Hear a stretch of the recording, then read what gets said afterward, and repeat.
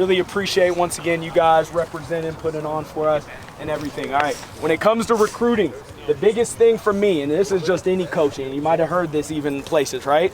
It's about setting yourself apart, right? And we're not just talking about what you did today as far as your athletic feats, right? But it's setting yourself apart in the coach's eyes, right? Starting to create relationships, right? So the quickest, easiest way to ever create a relationship with a coach, myself especially, is hopping on Twitter. Making sure that we're following. A lot of the game has turned to Twitter for at least that starting conversation, right? Second from that, all right, the next thing to set yourself apart is doing exactly what you did today, and then even further in that, right? Taking the time and commitment to come out and see a coach, be evaluated by a coach. Making it out to Durango for one of our game day visits, or even one of our away games that might be a little bit closer, right? Down at Pueblo, over at Mines, wherever we might be on any given week. Talking to the coaches about coming to one of those game days, shaking our hand there at a game, so we just know that your level of commitment to Fort Lewis College is really rising to that occasion, that level.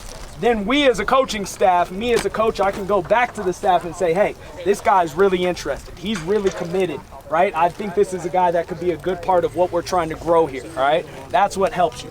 The biggest thing that coaches talked about, and I have to continue to talk about, is the opposite of setting yourself apart in a good way is eliminating yourself. And the quickest and easiest way to do that is, number one, those grades. Because when we go in and talk to any one of your coaches, no matter where you're at, the first thing we do is get a prospect sheet, and the first thing that I ask for on there is your name, your height, weight, your position, but more importantly, your GPA.